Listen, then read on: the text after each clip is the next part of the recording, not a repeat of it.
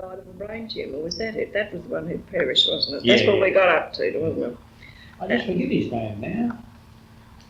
And you received a letter from his mother, that's right. I think that would be the end of that story anyway. Yeah. And you had to, it was 6 days, did you say? Well, I didn't actually. It was sent to Harriet Sergeant Rule and Escorts, you see. The letter of thanks. Yeah, letter of thanks. He didn't know my address at all, you see, so Albie forwarded it on. Well, that was the sad one, and the other one was the happier one. Yeah. Yeah, kids, I think it's awfully frightening when kids get lost. Oh, yeah. It's But really, I mean, they don't know how to organise a party, don't know how to organise a search. That's the main I thing. think there should be more expertise in the outback for that, much more, specialists in that field, because it is the outback. People don't realise. I've got a healthy respect for the bush. I'm scared of it. I know that I'd be scared to get lost in it because I've got not much of a bush sense, But a lot of people, especially newcomers, they think they can drive here and there, and if they turn around, they're lost, That's right. It's not as open as you think. No. Did you ever hear of a story years ago? Oh, I must find this one. About a woman who walked out to Mount Munga and perished. It was a long time ago. It would have been when you were a boy, I should imagine. No, I can't. She thought that she could just walk out and, not at Mount Munga, Goldfields. And she was going out there to meet her son and she come over from Scotland, got off the train here, and decided to just walk out because in Scotland she used to the little hamlets on the way, the little villages. That's right. And perished before she got to Goldfields on a summer day. Oh, you just don't. People don't realise. Anyway, you're going to start writing a little thing, are you? Do you think or not? Are you going to start writing your memories? Oh, yeah, I will. You love it, right? Anyway, you went out looking for Lasseter's reef in 1932. How many went out with you? 4 of us all together. My brother. Mm-hmm. And another chap, Bill Tucker, and interpreter, native interpreter. Well, I mean, just leave that story, I think, because I got my life story I'm going to put on the end of that, and I'm going to bring it around to you later on. All right, well, I could just say you even once went out looking for Lasseter's reef at one stage, touch on it. That's right, yeah. And I don't have to do the whole story, because we didn't have 4 months, or 3.5 months. Did you really? With Pat Campbell.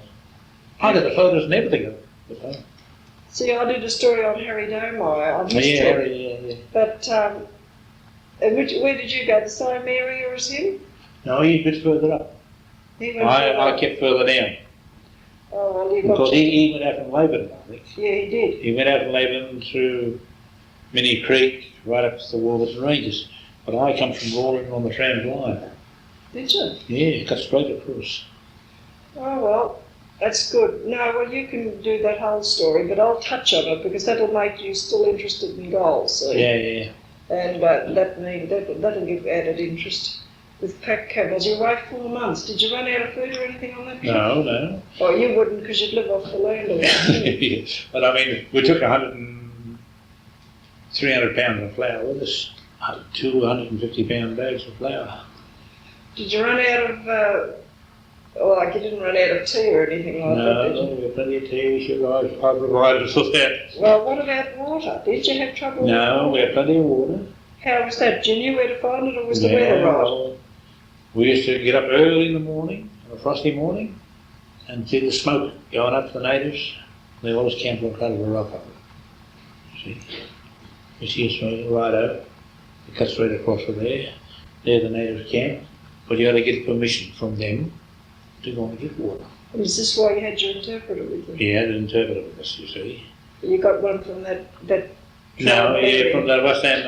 He comes from South Australia, from the Zuma side. Well, how would he get on with dialects? Would he be...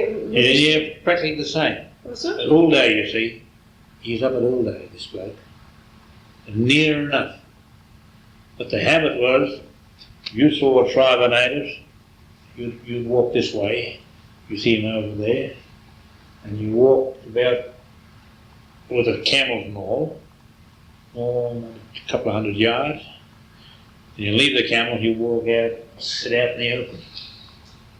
You don't want to get surrounded by an ambush. No, you just sit out there. And wait for them. Yeah, and they'll line up the other side, one out of their tribe. The leader of their tribe come out and sit on the side of you. Is that the practice of them always to do that? That's Because I've seen something in that Bonaparte series, and they seem to do something like that, and I didn't know if it was just made up or not. No, that's correct. That's your correct procedure for them to go and Yeah, talk to you. very good, yeah. Anyway, You introduce one another, you see. Introduce. But you never look at it. You sit side on until there will be used to be frightened. He was scared because I had a revolver and rifle and everything. And you didn't directly look at them. no, don't directly look at just not like that, and you look this way when you talk, you look the side on. No, what reason is that? Hey, look and see if anybody else is coming around. That's their habit, you see. That's your habit. They look around all the time to see if anybody else is sneaking on you. And you're the same. Yeah, you got to do the same thing, you see. You do the same as what they do. So they know that you're sort of one with them. One of them trying to make friends with them, you see. Oh, I see. And then, in the morning, they get up early in the morning, especially the young women. They're all camped. I sit down, the boys, I sit down, stop here. And we all camped on the hill, we tie the camels around her. And we kept well away from them. And they said, now, if you're coming early in the morning, just go out in the morning, they come over and put your water and fire for you. They'd come and build a fire? Yeah, stoke the fire up there. Wow. Huh? Just a friendly sort of... That's unusual. Oh no, that's quite correct. That's funny. Have Yeah. you ever had any trouble with No trouble at all. That trouble at the top end, you see. Cables and hazards. Are they up in the Darlow way? No, it's up there, I was saying, up around Warburton Ranges.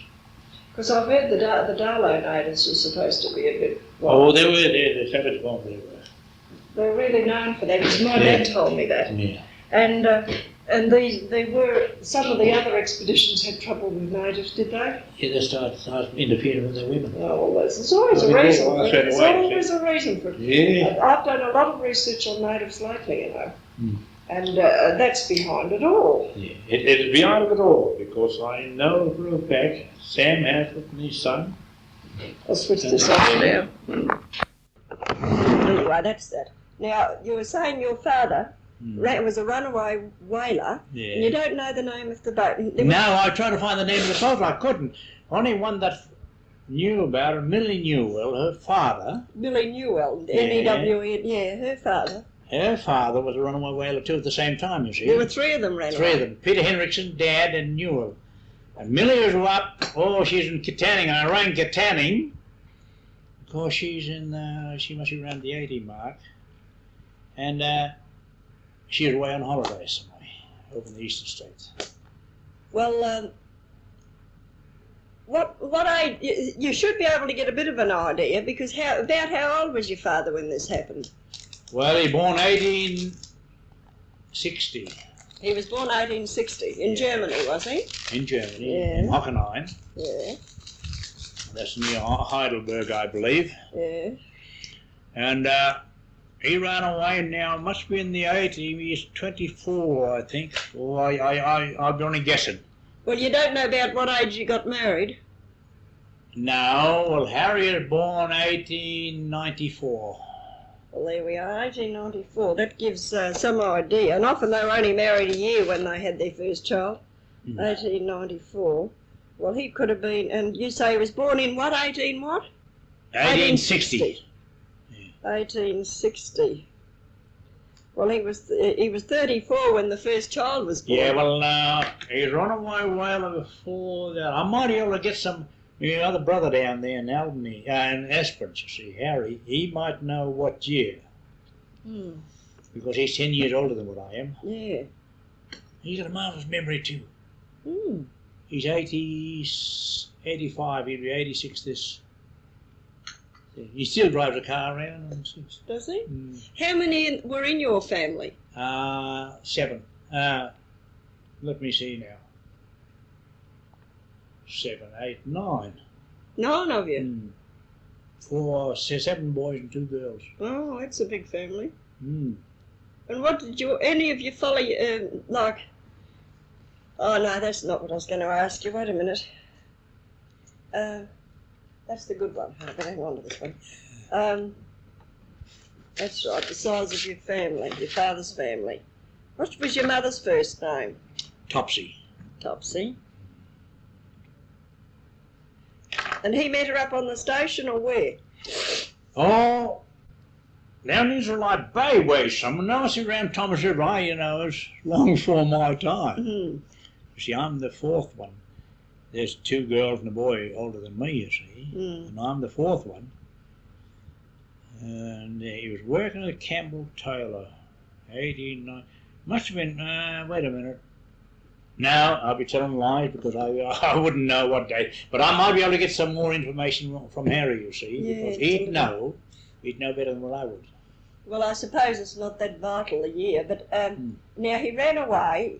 He ran into... Where did he land, did you say? In Middleton Beach. Middleton Beach. And where the Kalgoorlie River goes into the Middleton Beach. Middleton Beach. And when he got there, and the other 2, what did they do then? They put their tied box of matches and some clothes and a pair of slippers, you know what they use, their rope slippers, what they use on the boat. Yeah. With canvas over the top. Yeah. They tied them on top of the head, matches, clothes, and they swam ashore 3 miles. Good God. At night. Mm. And they landed there, and of course they're hiding, they're getting short of tucker. They put a little bit of tucker in, you know. They're getting short of Campbell Taylor that at the Candiup station. The what station? Candiup.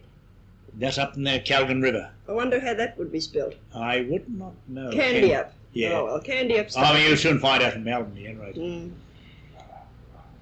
You see, first time Campbell Taylor was the owner. He's riding along and he seen these 3 men.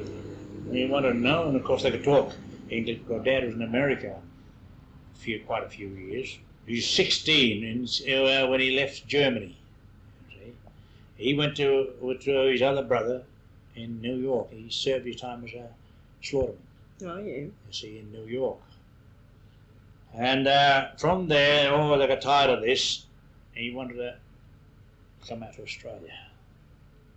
So they jumped on the whaler, and they were whaling all around Australia. There was, you know... What sort of whaler? Was it an American whaler? American whaler, yeah. American whaler, yeah. But the old harpoon days. Oh, yeah. No guns to shoot with. You had to spear with that harpoon. So, anyway, he got out here, and of course, they pulled into Sydney, and they were 3 months out at sea. Then they've just taken the last supply of water and tucker from Albany to go back. Back to America? Back to America, you see. And they ran swam ashore. They decided they wanted to try Australia. They will try Australia, yeah. Peter Henrickson died here. He buried here in the Kalgoorlie Cemetery. Peter Henrickson. Henrickson, yeah. That would sounds like Henrickson sounds a bit like a Scandinavian, like a Swede. Oh, yeah, no, he's German, I Was think, he? yeah. Henrickson. Mm. And Ned Newell and Henry Dimer. So, Is that your father's name was Henry Dimer? Heinrich. Heinrich. Yeah. Heinrich Dimer. Heinrich. I got some blooming letters there. Wait a minute, when my daughter's got them. Oh, that'd be fascinating to have a look at. From old grandma from Germany. Mm. And one written in German. We tried to get Mrs. Hart here to read it, but she couldn't, you know. She reckoned she was too long in Australia. You know, Bill Eva Hart, that's the dry cleaning. Yeah, well, I've got a young German lady comes to help me, and she's going back to Germany in May. Oh. And she might be able to translate a bit if you could get them around. She'll come Well, here on Monday. The letters up at Marble Bar. See, the youngest daughter writing a bit of a family tree, you see. Yeah. And she's very interested in that. She used to work over at Bill Hart's, you know, the dry cleaners, and Lorraine. So she's got all that up. Anyway, we'll get back to when these 3 were going along, and this who saw them? Campbell, somebody saw. Yeah. What was his name? What's that? From the station. Campbell. Oh. Anyway, I've got it a bit earlier, so this fellow's... I forget his name. Campbell. He had Thomas River Station as well, you see. He had Thomas River Station. Where's that? Just down 78 miles from Esperance. Oh, yeah. along the coastline, you see. Was it the other side of Esperance or towards Albany? Between Albany, between Esperance and Israelite Bay. I see. I tried to Campbell Taylor. And he's a JP too, he was, you see. He used to hit him out, and the police found out that Campbell Taylor had these 3 men in the bush. He protected them, did he? He protected them, you see, and he's a JP too. Oh, dear. So... What happened when the police found out that he was protecting them? He protected them, they reckoned, but they couldn't find him. Campbell Taylor was too good of a bushman. And he said he denied it, I suppose. He denied it, he said, no, there's nobody out here, and of course he used to take him, while the police were there, he used to take him out Tucker at night, you know, and go possum shooting or something like that. But I don't think they were worried so much, you see. Because I suppose there's a warranty out for 4 years or something. And after that it's safe, is it? Then it's safe after that, you see. And of course Campbell Taylor being a The JP. JP, he knew all that, you see, when his thing. And of course he let them go. Well, Dad used to tell us, he had them fencing, and done a lot of fencing around Thomas River. Like the 3 men worked for him. Well, he worked for him, you see, eventually worked for him. And Ned Newell went, now wait a minute, first of all there was a kangaroo, they're getting short of meat. Oh, one of them says, oh, we got access here, that kangaroo hopping towards the corner of the fence, you know, a little sheep fence about this high. And they run up with the axes to bail this Russian kangaroo up and kill him, and the kangaroo just pop and jump straight over the fence and kept going. Bit of a shot too low, I think. Yeah, they didn't understand the hopping fence. No, didn't understand, never seen a kangaroo before. Oh, and Campbell Taylor, Taylor, that's right, Campbell Taylor. Mm. That's right, Campbell Taylor. Taylor was his name. He sent the Christmas tree, this coastal Christmas tree, to London. To the park or gardens there somewhere, you see. And it wouldn't... Zoological gardens, I suppose. I don't know what gardens it was. I remember Dad saying he sent it to us there. He sent one of the first Christmas trees. One of these Christmas trees that are from the coast here. Sent it to a thing, done it up nicely. Matter of fact, I think he might have taken it back when he went, you see. Mm. So it wouldn't bloom. They wrote to Campbell Taylor how they're going to make him bloom. Campbell Taylor told him, put a lot of rubbish around it and burn it. So when they burnt the whole tree up, and out come the flowers. Oh, goodness. That's all experience, you know, Yeah. practical experience, isn't it? That's right. And then did your father stay with the other 2 men for all the time? No, Watson went back to Albany. Newell went back to Albany. He done a bit of time. They caught him before the time was up, you see. They got him and gave him 12 months or 18 months, whatever it was. Because you sign your indentures on these boats, do you? You would sign on that you've got to stay on for 6 Oh, months. yes, you've got to go back again. You've got to go back to America. But Dad reckoned 3 months out at sea was too bad.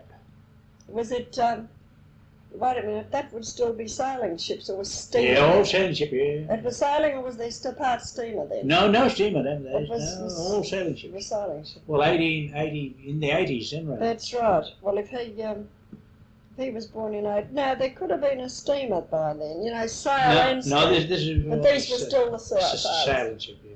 Oh, well, they would be. They wouldn't have to worry about fuel when they're whaling. No fuel. Yeah. But they reckon all you got corned beef, and Sunday you got a duff, you know, what do you call A damper doughboy boiled up in the stew or something. They cook plenty of fish, they cook plenty of fish. Yeah, well, they probably got sick of Well, that. I mean, there are them letters, old letters now. There's a German letter and a couple other letters. I had one from my auntie, from a... Well, Lorraine tried to contact some of our relations, you see. She wrote to America, but they couldn't contact them. Mm. But they says, give us some time, and of course Lorraine's moving around. She's up at Marble Bar now. She's married up there with her husband, a foreman on the tin mine up there. So anyway, finished up. She got them letters, but Mrs. Hart tried to read this letter out from old grandma. We had photos and everything, but Bertha, the eldest sister, she had a place out at Royal Inner.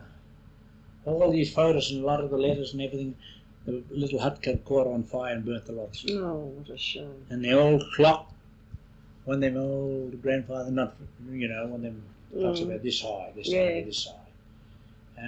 Dad got that out in 1903. Anyway, when they split up and Ted Newell went down there, where did your father go then? He started a station out from Israelite Bay. But we went up to, he was still working for Campbell Taylor. And he was Taylor. working at the station up near Israelite Bay between... Yeah, he place called Whitefoot on top of the cliffs. Whitefoot, he was working there then. He took that property up. He carted the telegraph line, the poles for the telegraph line, the first telegraph line. Oh, well, that'll give you some idea. Yeah, we could find out from there. He worked on that. He carted the poles up the telegraph line towards the air patch. Towards where Ayers Patch? Yeah, towards the air patch. The inland telegraph, not inland telegraph line, the coast telegraph line. And but he worked for Campbell Taylor for quite a good while. Yeah, a few years. And then he must have saved up some money, did he? He saved up some money. He had no money. I mean, no, you wouldn't. $5 a week or something like that. But then he took up this land. I suppose it was fairly cheap then, And then he 2 and 6 of 20,000. 2 and 6 20,000. That's pasture land. The pasture land. Well, then from there he went from Israelite Bay, a bloke named George Abbott. I got the old photo down home there. George Abbott and Tommy Talbot. Tommy Talbot. Yeah. That sounds a familiar name. Something to do with Kalgoorlie, Yeah, Kalgoorlie, yeah. What's that? Talbot and Ford. Yeah. They found Kalgoorlie, you see. They did find Kalgoorlie, but Bailey got the credit for it. Bailey and Ford, and there were Talbot no, Talbot and somebody else. I've got that little story. Yeah. They said that Ford and Bailey did them out of it because they were new chums and didn't know how to peg. That's right, yeah.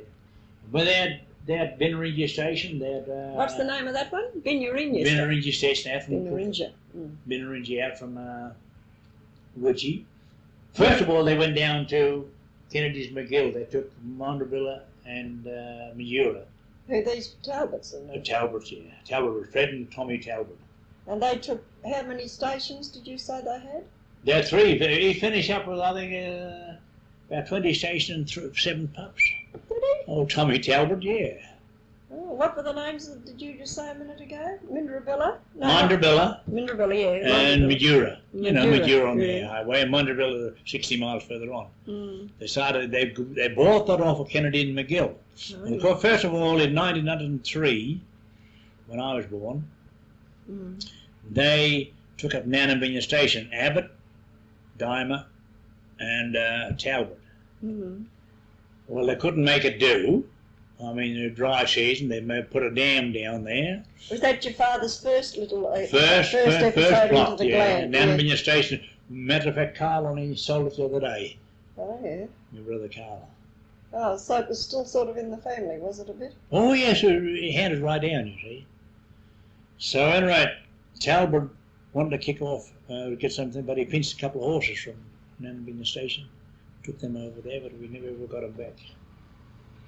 Old Tommy Talbot, they've got a big one down at, all the Talbots are living down at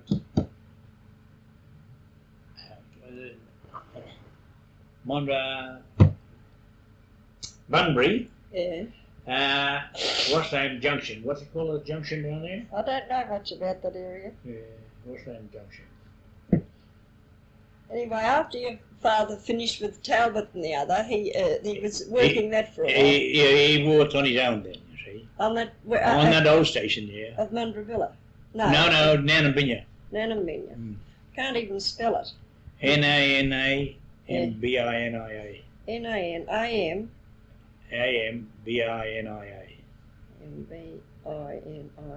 Nanambia Station. That's where I was born. And that he took that over. Yeah. At first he was in with a couple of other men, then they got out and he was. They got out and he stuck there. Yeah. And that what did that? That's all our family was reared there. All the family was red there. Yeah. And at Nanumbinia Station. Now, where exactly is that? Is it 20 miles from the Balladonia Motel on their highway. That's 120 miles from Northman. Near enough to due south. Sort of more towards the coastline. Before the coastline, yeah. About how far were you away from the sea? Very far? Oh, about 80 miles, I suppose. That's by road. Got to be shorter by as the crow flies. What did you say a while ago about something called White Cliffs? White Cliffs, that's up on top of the cliffs where Dad took the first block of land up. That was the first one. This was the next one. Yeah, this is where we settled at the second block. The first no, White Cliff, Whitefoot. Whitefoot. Yeah. And that was, whereabout was that? That's on the Point Culver Cliffs. Culver? How do you spell that? Culver Cliffs. Point Culver. Well, Culver Cliffs. Just on top of the cliffs. Now that was a... But I mean, he was a new chum. You remember that bloke that wrote that he reckoned he found out... I accused him of it, didn't I? He reckoned he found out John Eyre's track. Oh, yeah. You remember that? Yeah. He wrote a big story about it. Yeah. How would you know it's John Eyre's track? John Eyre's tracks, he said, I'm the only one that knows about John Eyre's track. He published in the paper. Of course, Claudie Stubbs rang me up straight away, and we got stuck into him. He said, yes, I'm the only one that knows where John Eyre's tracks is. That's on top of the cliffs at Whitefoot. A place called Whitefoot, you see. It's on the map, he's only looking at the map. They went along the telegraph line, you see. So, I said, now, the funny thing, no other tracks around there? Well, I said, no. I said, I've taken hundreds of cattle down along that string. I said, could be their tracks, could it? No, this is John Eyre's track. Well, I said, I think you're false some way. How could he identify? Well, I mean, this is 1892. Yeah. 1892 when John Eyre went through, you see. And you people were there after that. Somewhere about the same time, I think. No. After that. Yeah. After what's name? Because when Dad carted the telegraph poles up the cliffs. He carted them. Was he on the station then? No. He saw the country there, and so he took the country up. It was through carting the telegraph. The telegraph. And how did he cart them? Camel teams or horse? Horse team. Horse teams. And did he do that off his own bat, or was he hired by somebody? No. He's contractor has so much a pole to, you see. Yeah. So much a pole. And did he? Perhaps he had to get hold. This was after he finished. He went to Israelite Bay. Yeah. After he went to Israelite Bay. Yeah. He was still working for Thingamy Taylor? No, he's working for himself. Working for himself. He's already been in contract. After he left Taylor's, I don't know what year. From there, he went back to Israelite Bay and he built a house there. At Whitefoot or no? Israelite Bay. Israelite Bay. Yeah. Then he took up a bit of property up there, but being a new chum, the dam didn't hold. Oh, yeah. So, being a new chum, he went to the trouble of with his horse team, he put a dam down, but it didn't hold, so he reckoned it's no good. So he come out to Nanumbinia Station then. And probably better ground, was it, or just flatter? Yeah, better country too. Because, I mean, around cliffs and that didn't sound too good for sheep and that. No. I mean, it's useless being a new chum, you see. He didn't know. Yeah. But he had already built a little house at Israelite Bay. He built a house there, Israelite Bay, down from the new post office. Oh, yeah. And then, did he keep that house or did he get rid of it? Oh, they just let it go. People used to come and live in it. And then he was doing he was shepherding at Brooks's, was he? Brooks's, yeah. And I wonder how long he did that for. Perhaps that put it I into... wouldn't know. Perhaps the shepherding for the Brookses put it into his head to take up this country. Oh, yes, yeah. Yeah, because he would have seen it around as well as carting this. And he probably thought it'd be a good idea to go out on his own. Well, I got a map at home there where Brooks, Newman and Pond, I think it's 1870s, 1892, I think, they come through here, up to Queen Victoria Spring. And just after Lindsay, that's right, Lindsay come through in 1891, 92, the explorer. He come through 1892. I picked up his peg out north of Rawlinna. Did you? Lindsay's peg. So they came through, and what did they do then? They went up there prospecting, and I've got the map at home. The old map. Well, the interview with Tom Dimer continues on the next tape. Apparently I missed a little bit of the beginning of it, and then I just recapped what I thought I'd remember.